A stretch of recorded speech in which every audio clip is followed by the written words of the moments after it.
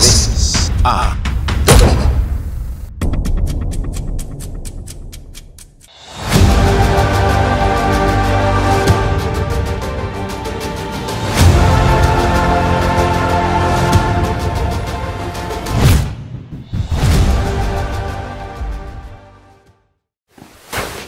agreeable ko sa gisulti ni Vench Modron.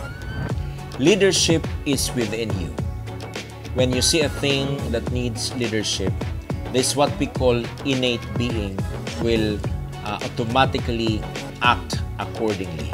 Mulihok yun na, and then matingalan na lang ka nga nagalid na di ay ka. In the first minutes of this program, we already narrated his leadership experience.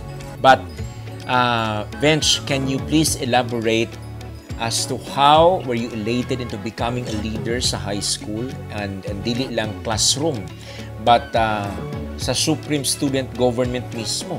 Kay dili biya na basta-basta nga katungdanan. Nahimo kong student SSG president sa UIC for 2 successful terms back to back.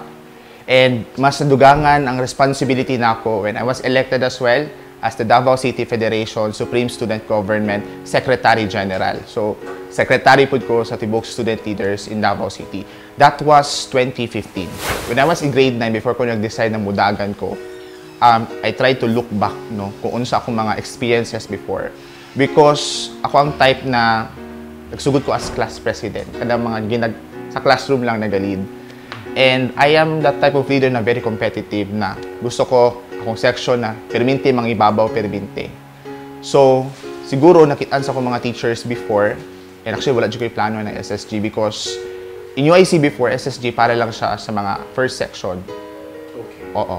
Because during my time, dili ko part sa first section during that year, and wala. Murag, okay na ko sa pagiging class mayor, and then na ako'y teacher isa na istorya ko secretly in private.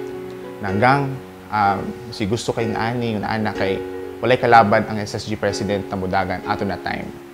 So kato, siguro yun na unaan ako maayo because lagi ang stereotype before na apang first section na ng SSG.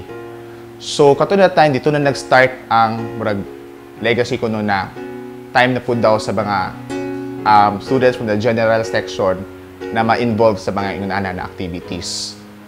So, mao to ang sinugdanan sa tanan.